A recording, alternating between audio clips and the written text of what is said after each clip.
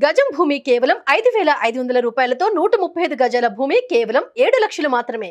అగ్రే సమగ్రయతి కామపి కేళి లక్ష్మీం అన్యాసు దిక్ష్వపి విలోచనమేవ సాక్షి హా హంత హంత మమ దూరమహో కిమేతత్ ఆసీత్ కిశోరమయమంబ జగత్రయం మే.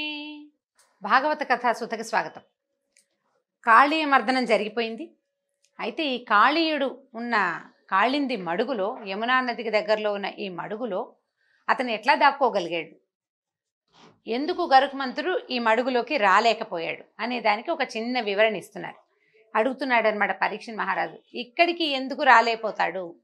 గరుత్మంతుడు ఎక్కడైనా ఎవరినైనా పట్టుకోగలిగిన వాడు. ఈ మడుగుకి ఏమిటంటే, పూర్వమట గరుత్మంతుడు ఒకనాడు ఎక్కడికో ఎగురుతూ తిరుగుతూ ఆయనకి చాలా ఆకలిసిందట. వేసి ఈ కాళింది మడుగు దగ్గరికి దిగాడట. ఈ కాళింది మడుగులో బోలెడన్ని చేపలు ఉండేవట, చాలా చేపలు ఉండేవి. ఆయన ఆ చేపల్ని భక్షించడానికి వచ్చాడు. కిందకి దిగాడు, చేపలు కనపడ్డాయి. ఆ నదిలోకి దిగి, ఆ మడుగులోకి దిగి చేపల్ని భక్షించేసరికల్లా చేపల రాజుని పట్టేశాడు. మొదట ఆయన నోట్లోకి వెళ్ళిపోయేసరికల్లా ఈ మడుగులో ఉన్న చేపలన్నీ ఏడుస్తూ ఆ మడుగు లోపల భాగంలో ఒక మహర్షి తపస్సు చేసుకుంటున్నాడట. సౌభరి ఆయన పేరు. ఈ సౌభరి అనే మహర్షికి విన్నవించుకున్నాయట, నువ్వున్నావని మేము ప్రశాంతంగా సంతోషంగా ఉన్నాం నాయన, గరుత్మంతుడు వచ్చి పడ్డాడు, మా రాజును లాగేశాడు, ఇక మేము కూడా అందరం వెళ్ళిపోతామని లబోది బోమని ఏడ్చేసరికల్లా ఆయనకి ఆ ఏడుపుకి, ఈ గరుత్మంతుడు నీళ్లలోంచి చేపల్ని లాగుతున్న శబ్దానికి, గరుత్మంతుడు అంటే ఏదో చిన్న పొన్నగా ఉండడు కదండి, మహావిష్ణువుని మోయగలిగిన సామర్థ్యం ఉన్నవాడంటే ఎంత పెద్ద విగ్రహం, ఎంత పెద్ద శరీరం అయి ఉంటుంది. ఈ మహావిగ్రహ రూపం అక్కడ నిలబడి ఆ నీళ్లలోంచి చేపల్ని లోపలికి పీలుస్తుంటే ఆ శబ్దానికి నీటి కదలికలకి విసుగుపుట్టింది ఆయనకి, సౌభరికి. దాంతో ఆయన ఈ గరుత్మంతుడికి చెప్పించాట, మళ్ళీ గరుడు ఈ నీళ్లలో ముక్కు పెట్టాడు అతను తలపగలి మరణిస్తాడని. ఇప్పుడు ఎంత వాళ్ళైనా సరే సాక్షాత్తు శ్రీహరికి వాహనమైనప్పటికీ ఋషి వాక్యానికి భయపడాల్సిందే. దాంతో గరుత్మంతుడు ఆ మడుగులోంచి బయటకు వచ్చేసాడు. ఇంకా ఎప్పుడూ ఆ మడుగు జోలికి వెళ్ళాల. ఈ కాళీయుడికి తెలుసు, చాలా సర్పాలన్నిటికీ తెలీదు. ఆ సమయంలో ఇతను ఇక్కడే ఎక్కడో ఉండటం వల్ల, లేదా అక్కడ ఉన్నటువంటి ఒకళ్ళిద్దరు ఋషిమునులు ఎవరో ఇతనికి తెలియజేశారు, ఈ కాళింది మడుగులోకి గరుత్మంతుడు రాడు అని. అందుకని ఈ ఒళ్ళు తల అన్నీ చితికిపోయి ముక్క చక్కగా అయిపోయినట్టున్నా సరే పాక్కుంటూ వచ్చి ఇందులోకి చేరిపోయాడు. ఇంకా అతని పరివారం కూడా అతని వెనకాలే వచ్చేసింది. ఇక నన్ను ఎవరూ ఏమీ చేయలేరన్న భావన బలంగా ఉండేసరికి ఆ మడుగు మొత్తాన్ని విషతుల్యం చేసేసాడు అతను. సహజంగానే పొగరబోతువాడు, దెబ్బలు తగిలినా కొంతమందికి బుద్ధి రాదు. ఇప్పుడు గరుత్మంతుడు రాడు, గరుడు కాకపోతే తను ఏమైనా చేసేవాడు ఎవడూ లేడు భూప్రపంచం మీద, ఎవరు లేరు కదా, ఇంకా భూమి మీద ఎవరు లేరు. దాంతో ఇతను తన తాలూకు శక్తియుక్తులన్నీ ఆ మడుగును పాడు చేయటంలో, అది తన సొంత సామ్రాజ్యం చేసుకోవటం, వేరే ప్రాణిని కూడా అక్కడికి రానివ్వకుండా ఆ రకంగా ప్రవర్తించాడు. గరుత్మంతుడు ప్రవేశించడానికి వీల్లేదు కాబట్టి ఈ సర్పం అందులో సేఫ్గా ఉంది. చివరికి మన కృష్ణ పరమాత్మ ఈ సర్పాన్ని ఇక్కడి నుంచి తన పాదముద్రలతోటి రమణక ద్వీపానికి మళ్ళీ బట్వాడా చేశాడు, అక్కడికి పంపించేశాడు అనమాట. గరుడు అతన్ని ఏం చేయడు. ఇప్పుడు కూడా మనం కృష్ణ పాదాలు ఉన్నాయి, మంచి తాచుపాము అని చెప్పుకుంటారు. కృష్ణ పాదాలు ఉన్నాయి అంటే ఆ పాము చాలా జాతైనదని, దాన్ని పాము పైనుంచి వెళ్ళే గద్ద కూడా దాని జోలికి రాదట, కృష్ణ పాదాలు కనపడతాయట, ప్రత్యేకంగా సర్పం మీద ఉంటాయి అని చెప్తారు. మనం ఎప్పుడు చూసిందేం లేదనుకోండి, కాకపోతే కథల్లో, మనం పురాణాల్లో వాటిలలో చెప్పబడుతుంది. అయితే ఈ మడుగు నుంచి బయటకు వచ్చేసరికల్లా కృష్ణుడు గోకులవాసులందరికీ పోయిన ప్రాణం తిరిగి వచ్చినట్టు అయిపోయింది. అమ్మయ్య అనుకున్నారా అందరు. బలరాముడు నవ్వుతూ కృష్ణుడిని కావలించుకున్నట్ట. గోపాలుడు, స్త్రీలు అందరూ మడుగు దగ్గరే ఉండిపోయారు. వంటలు లేవు, తంటలు లేవు, ఇళ్ళకి వెళ్ళే ఓపిక కూడా లేదు. ఎందుకంటే ఈ పొద్దున్నుంచి అరిచి కేకలు పెట్టి దుఃఖోద్వేగం, భయోద్వేగాలతోటి చాలా హైరాణ పడిపోయారు చూడండి పాపం వాళ్ళంతా. కృష్ణుడు ఏమైపోతాడు అని ఆ జరుగుతున్న సంకుల సమరాన్ని, ఆ నాట్యాన్ని చూసి మైమరిచిపోయారు. మొదట భయపడ్డారు, సంభ్రమాశ్చర్యాలకి గురయ్యారు, ఆ తర్వాత మైమరిచిపోయారు, ఇంకా అట్లా ఉండిపోయారు. చీకటి పడిపోతోంది. సర్పం వెళ్ళిపోయిన తర్వాత వీళ్ళంతా ఏం చేశారట, యమునా తీరంలోనే ఉండిపోయారు. వంటలు చేసుకుని తినుంటారు, అక్కడే ఏదో దొరికినవి వండుకుని తిని వాళ్ళంతా అక్కడే ఉండిపోయారు. అయితే వేసవి కాలం అవటం వల్ల అది కూడా ఒకటి ఉంది, వేసవి కాలం అయ్యేసరికి నదీ తీరాలు సాయంత్రం చీకటి పడేసరికి చాలా చల్లగా అయిపోతాయి. దాంతో ఈ చల్లదనం కోసం ఉండిపోయారు. ఈ వేసవి కాలం అవటం వల్ల అడవిలో ఒక కార్చిచ్చు పుట్టిందట. ఇది క్షణాల మీద వ్యాపించి ఈ మొత్తం ఈ మడుగు చుట్టుపక్కల ఉన్న జనానందరినీ చుట్టపెట్టేసింది. అది ముందు దావాగ్ని, వెనకాలేమో ఆ పక్క నుంచి అగ్ని వస్తోంది, ఇటేమో యమునా నది ఉంది. నదికి అగ్నికి మధ్యలో ఉండిపోయారు గోకుల వాసులందరూ.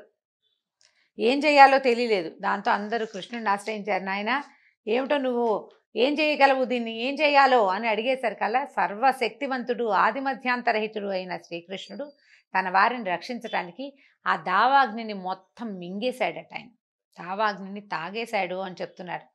తమ అగ్ని అపిబత్ అంటున్నారు. ఆ అగ్నిని తాగాడు. పిబత్ అంటే పివ పానే అంటారు. పానే అనే ధాతు ఆ పానక్రియే అది. ఈ అగ్నిని తాగేశాడట. అగ్నిని తాగేసి తర్వాత తెల్లవారేసరికల్లా అందరూ ఇళ్ళకి వెళ్ళిపోయారు. క్రమంగా రోజులు గడుస్తున్నాయి. ఇలా ఇదే రకంగా బలరామకృష్ణులు పెద్దవాళ్ళు అవుతున్నారు. కాస్త మంచి ఒడ్డి పొడుగు, చక్కగా జుట్టు బాగా పెరిగింది, చూడ్డానికి చక్కగా ముచ్చటగా బాగా కనపడుతుండేవాళ్ళు. రూపాలు బాగుండేవి. శిరోజాలు గిరజాలు తిరిగి చక్కగా ఇట్లా జుట్టు కిందకి వేలాడుతూ ముచ్చటగా ఉండేది. అయితే వీళ్ళు ఒకసారి అడవిలోకి వెళ్ళినప్పుడు చాలామంది ఈ పిల్లలు ఏంటంటే ఉప్పెక్కి ఆటలాడుతున్నారట. ఉప్పెక్కి ఆటలాడడం అంటే ఒకళ్ళ వీటి మీద ఒకళ్ళు ఎక్కుతారనమాట.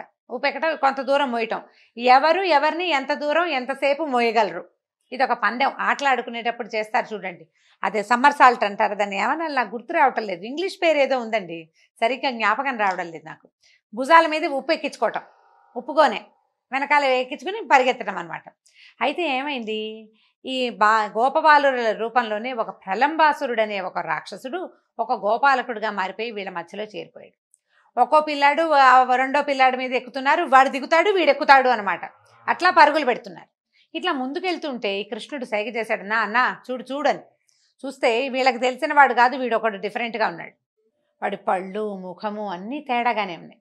ఆయన ఏమన్నాడు, అన్నా నువ్వు ఎక్కని సైగ చేశాడు. చేసేసరికల్లా ఏం చేసేసాడు, మన బలరాముడు ఆ ప్రలంబాసురుడి భుజాల మీదకి ఎక్కాడు. గోపబాలుడు రూపంలోనే ఉన్నాడు వాడును. ఈయన చక్కగా నల్లటి వస్త్రం ధోతి చక్కగా కట్టుకున్నాడు. మొహం మీద కస్తూరి బొట్టు తలతళ్ళాడిపోతూ తెల్లగా మెరిసిపోతుంటాడు. బంగారపు వర్ణంలో మెరుస్తూ ఉంటాడు. ఈయన పక్కన కృష్ణుడు మెరుపు మేఘము కలిసినట్టుగా ఉంటారనమాట వాళ్ళిద్దరు. అయితే ఈ భుజాల మీదకి ఎక్కిన తర్వాత కొంత దూరం అంటే ఒక లెక్క ఉంటుందన్నమాట. ఒక ఇన్ని అడుగులు పరిగెత్తిన తర్వాత పైనున్నవాడు కిందకి దిగి ఈ కింద ఉన్నవాడిని పైకి ఎక్కించుకోవాలి. ఆ దూరం దాటేసింది. ఆ చెట్టు దాకా అన్నారు. చెట్టు దాటేసిన తర్వాత కూడా ప్రలంబాసురుడు ఈ పిల్లాన్ని దింపటల్లా ఇలాగే మోసుకుని తీసుకెళ్ళిపోయి ఏమిటో చేసేద్దాం అనుకున్నాడు. అయితే ఆయనకి ఏం తెలిసిందంటే, ఆ ప్రలంబాసురుడికి అర్థమైంది, ఈ చెట్టు దాకా వెళ్లే లోపలే ఎత్తుకున్నప్పుడు ఉన్న పిల్లాడు కాదు, వీడు బరువెక్కాడు అని తెలిసింది. ఇంకా ముందుకు వెళ్లే కొందుకి అపరిమితమైన బరువు ఈ తన మీద నుంచి పడుతున్న వేళ్లాడుతున్న ఈ కాళ్ళున్నాయే, అవి ఎలా ఉన్నాయంటే పెద్ద ఏనుగు తాలూకు తొండాలాగా ఉన్నాయి. అవేదో చిన్నది 10-11 సంవత్సరాల పిల్లవాడి కాళ్ళు కాదవి, ఏనుగు తొండాలు. మొయ్యలేకపోతున్నాడు. ఇక మొయ్యలేకపోతుంటే విసిరేద్దామనుకున్నాడు, దింపేద్దామనుకున్నాడు. దిగేలాగా లేడు పైనున్నవాడు. దిగే ఉద్దేశంలో లేడు, వీడంతు చూడాలనే ఉంది ఆయనకి. ఇక బలవంతంగా కాళ్ళు పట్టుకుని లాగాడు. ఏం చేసినా తాతని వల్ల కాల. పోని విసిరేద్దామని బలం కొద్దీ విసిరేయబోతే కాళ్ళు మెలేసి మెడపట్టేసేట. 2 కాళ్ళు మెలేసి ప్రలంబాసురుడి మెడ ఎట్లా మెలిపెట్టాడంటే ఆ మెడ వెనక్కి తిరిగిపోయిందనమాట. పెద్ద కేక పెట్టాడట. ఈ పైనుంచి దిగటం మామూలుగా తనలేదు, ఒకే ఒక్క తన్ను. అది ఎట్లాంటిదంటే 1000 సమ్మెటల పోటు లాంటి దెబ్బ అనమాట. ఆ దెబ్బ పైగా ఇతను ఏమిటి, ఆయనకున్న ఆయుధం, పిల్లలందరూ కర్రలు కటార్లు చిన్న చిన్న పుచ్చుకు తిరిగితే ఇతను మాత్రం హలం పట్టుకుని తిరిగేవాడు. హలం అంటే నాగలి, హలాయుధుడు. ఈ నాగలి మహాబరువుగా ఉంటుంది, దానికి హెడ్ వెయిట్ ఉంటుంది, తల బరువు. కింద ఒక కర్ర పెడతారు దానికి. ఆ నాగలి నేల దున్నటానికి ఉంటుంది కదా, ఇనప వస్తువు లేదా చెక్క వస్తువు కిందకు ఉంటుంది. దాన్ని బ్యాలెన్స్గా ఈడవడానికి వీలుగా మధ్యలో ఒక కర్ర ఉంటుంది. ఇప్పుడు దాన్ని కనుక నిలబెడితే ఆ బరువు ఆపలేం. కర్ర మీద నిలబెట్టామనుకోండి, అటు ఇటు ఉన్న బరువు ఎలా ఉంటుందంటే ఒక్క పిసరు ఇటైనా ఇటుపడిపోతుంది, లేదా అటైతే అటుపడిపోతుంది. అమిత బరువు ఉంటుంది, హెడ్ వెయిట్. దాన్ని మోయటం కష్టం. దాన్ని భుజాన వేసుకుని మోసే రకం పిల్లవాడు. భూభారం మోసేవాడికి హలభారం ఒక లెక్క, ఈ రాక్షసుడేం లెక్క. అక్కడి నుంచి ఒక తన్ను తన్నాడు. ఈ తన్నిన తన్నుకి ఆ కాళ్ళ మెలికి మెడ విరిగిపోయి ప్రలంబాసురుడు మరణించాడు. అందరూ ఆహాహా అన్నారు. అబ్బో, వాళ్ళ తమ్ముడే కాదు అన్నయ్య కూడా పెద్ద పెద్ద వాళ్ళని చంపేస్తాడు, ఇట్లా చేస్తాడు అట్లా చేస్తాడు. అందరూ గోకులంలో పిల్లలందరూ కేరింతలు కొట్టారట. అయితే ఏమైంది, ఆ రోజు సాయంకాలం అడవిలో ఆవుల్ని మేపుతుంటే మళ్ళీ ఒక కార్చిచ్చు పుట్టిందట. ఇది గోపబాలుడిని గోవుల్ని చుట్టేసింది. వెంటనే వీళ్ళు అందరూ కృష్ణుడిని పట్టుకున్నారు. ఏం చేద్దాం నీళ్లు లేవు దగ్గరలో, ఎక్కడ నీళ్ళు లేవంటే అందరూ కళ్ళు మూసుకోండి అని చెప్పాడు. కళ్ళు మూసుకున్న తర్వాత బాలురంతా కళ్ళు మూసుకున్నాక కృష్ణుడు దాన్నంతా ఇట్లా తీసుకుని రెండోసారి దావాగ్నిని మింగేశాడు. మొదటిసారి యమునా నది తీరంలో చేశాడు కాళీమర్దనం తర్వాత. రెండోసారి గోపబాలుని రక్షించడానికి కూడా కార్చిచ్చు మొత్తాన్ని చేతిలోకి తీసుకుని ఒక చిన్న పురుషుడు నీళ్లు తాగినట్టుగా అగ్నిని మింగేశాడు. ఆ తర్వాత అందరూ కళ్ళు తెరిచి చూసుకున్నారు. నిప్పు ఛాయలు లేవు. అప్పటిదాకా ఎప్పుడు ఊరికే కృష్ణుడు బలశాలి, బలవంతుడు, రాక్షస సంహారం చేస్తాడు అని అనుకున్న పిల్లలకి ఏమనిపించిందంటే ఇతను దేవుడేమో అని అనిపించింది. మామూలు వాడు కాదు వీడు, పిల్లవాడు బలశాలి పిల్లవాడు కాదు, మనలాంటి వాడు కాదు, వీడు భగవంతుడు అయి ఉండాలి. ఇంత పని ఎట్లా చేస్తారు? ఎవరైనా బలంగా ఉంటే ఎవరైనా కొడతారు, ఇంకో 2 దెబ్బలు ఎక్కువ కొట్టి ఏదైనా చేయగలుగుతారు. ఇంత కార్చిచ్చుని క్షణాల్లో మాయం చేయగలిగిన వాడు సాక్షాత్ భగవంతుడే. ఇతను మనతోటి ఉండటం, అతడున్న కాలంలోనే మనం ఉండటం మన అదృష్టం అని గోపాలుడంతా పొంగిపోయారట. భగవల్లీలా విలాసంగానే దీన్ని భావించారు. భగవంతుడే మన కోసం మన మధ్య పుట్టాడని భావించి ఆ కృష్ణుడిని జేజేలు పలికారట పిల్లలంతా. అయితే పిల్లలు అంటే తాత్కాలికంగా ఇలాంటి భావాలు కలిగినప్పుడు ఒక ఉద్రేకం లోపల నుంచి, ఒక ఉత్సాహం, ఒక భక్తి భావం, ఒక లావాలాగా పెళ్ళిబుకుతుంది. ఆ క్షణం గడిచాక మళ్ళీ విష్ణుమాయకి లోబడి తమతో ఉన్నవాడు కృష్ణుడని, తమ చెలికాడని, తమ ఆడచ్చని, అతని చెవులు పుచ్చుకుని లాగచ్చని, జుట్టు పుచ్చుకుని ఆడించచ్చని, అతని భుజాల మీదకి ఎక్కచ్చని తోస్తుంది. విష్ణుమాయా విలాసమే అంత. క్షణాల్లో ఈ దైవభావాన్నిలోంచి బయటపడి ఆడుకుంటూ సరదాగా గడిపేశారు. ఇలా క్రమంగా శరదృతువు వచ్చింది, ఋతువులు మారుతున్నాయి. ఈ కృష్ణుడు గనక ఈ వేణునాదం మొదలు పెడితే అందరూ వినటానికి మైమరిచిపోతూ ఉండేవాళ్ళట. మహా అందంగా తయారయ్యారు వీళ్ళు, కొంచెం పెద్దవాళ్ళు అయ్యారు. కిషోర దశ నుంచి యౌవన దశకి రాబోతున్నారు, టీనేజ్కి వచ్చేస్తున్నారనమాట. ఈ వ్రజంలో ఉన్న ఈ గోకులంలో ఉన్న కన్యలందరి దృష్టి వీళ్ళ మీదే ఉందిట. 4 ఆడపిల్లలు కలిస్తే బలరాముడు కృష్ణుడి గురించే మాట్లాడుకుంటున్నారు. తర్వాత సఖి రామకృష్ణులు మిత్రులతో కలిసి గోవుల్ని తోలుకుని అడవికి వెళ్తున్నారు. అక్కడ మిత్రులందరూ చుట్టూ చేరగా వారి మధ్య నిలబడి వేణువు మీద మధుర స్వరాలు పలికిస్తారు. అప్పుడు మిత్రులు ఆ సోదరుల అందాన్ని తమ కళ్ళతోటే తాగేస్తున్నారా అన్నట్టు రెప్పలు వాల్చకుండా వాళ్ళనే చూస్తారు. కళ్ళున్నందుకు ఇది కదా ఫలితం. గోపబాలుడు నిరంతరము కృష్ణుడితోటే ఉండి అతన్ని చూడగలుగుతున్నారని, తామంతగా చూడలేకపోతున్నామని గోకులంలో ఉండే కన్యలందరూ భావించేవాళ్ళు. ఎంత పుణ్యం చేసుకుందో ఆ వేణువు. దాన్ని ఒంటి నిండా చిల్లులే. వేణువుకి రంధ్రాలు ఉంటాయి కదా, మన కృష్ణుడి పెదవి అధరాల మీదే ఉంటుంది ఎప్పుడు. ఆయన చేతిలోనే ఉంటాయి, చేతిలో ఉంటుంది, దట్టిలో ఉంటుంది, లేకపోతే ఆయన పెదవుల మీద ఉంటుంది సంగీతం వినిపించడానికి. ఆ వేణువుదే కదా అదృష్టం, ఆ గోపాలుడిదే కదా అదృష్టం అని కన్యలంతా అట్లా అసలు మైమరిచిపోతూ ఉండేవాళ్ళు అనమాట. కృష్ణుడికి స్నానం చేసే నది, కృష్ణుడు ఆటలాడే నేల, కృష్ణుడితో ఆటలాడే గోవులు గోపాలురు వాళ్ళదే జీవితం కదా అని అనిపించేది. ఆ పల్లెలో ఉన్న వాళ్ళందరూ కూడా అతనిలో లీనమైపోయేందుకు సమాయత్తం అవుతున్నట్టుగా ఉండేవారట. ఇట్లా జరుగుతూ ఉండగా ఇప్పుడు గోవులు ఎలా పరవశించేవంటే, ఆవులకేమో పాలు వాటంతట అవి స్రవించేవి, దూడలేమో పాలు తాగటం మానేసి ఆయన వైపు చూస్తుండేవట. చెట్ల మీద ఉన్న పక్షులు కూడా కృష్ణుడు కనపడేలాగా, కనపడపోతే కుదరదు, ఇతర శబ్దాలని వినపడినిచ్చేవి కాదట. ఒకటితో ఒకటి మాట్లాడుకునేవి కాదు, వేణుగానాన్ని వినడం మాత్రమే. అట్లా కృష్ణుడితోటి మమేకమయ్యి మొత్తం ఆ రేపల్లెలో ఉన్నటువంటి సర్వ ప్రాణులు పరమాత్మ మీదే తమ మనసు లగ్నం చేసేటట్టుగా, మహర్షులు ఎట్లా లగ్నం చేస్తారో మహర్షులే ఇలా పక్షుల రూపంలో వచ్చి కూర్చున్నారేమోనని అనిపించేంత అత్యద్భుతంగా శ్రద్ధగా వినేవట. అయితే ఇప్పుడు నదులు, ఆఖరికి ఆయన ఆ ఫ్లూట్ వాయిస్ నది దగ్గరికి వెళ్తే యమునా నది కూడా కెరటాలతో గబగబా వచ్చేది ఆయన ముట్టుకోవడానికి, అంత ప్రీతిగా ఉండేది. అయితే ఇక గోవర్ధన పర్వతం, ఇంకా అసలు ఆ పర్వతం అంతా ఇంత కాదట, ఈ శబ్దాలు వినడం కోసమే పూస్తోందా కాస్తోందా అనిపించేది. పర్వతం మీద ఉన్న ప్రతి చెట్టు ఎప్పుడు విరగబూసి విరగ్గాసేసేవట. విపరీతమైన పచ్చిక, ఆవులకి దూడలకి మేతకి వెతుక్కునే పని లేదు, నీళ్ళకి వెతుక్కునే పని లేదు.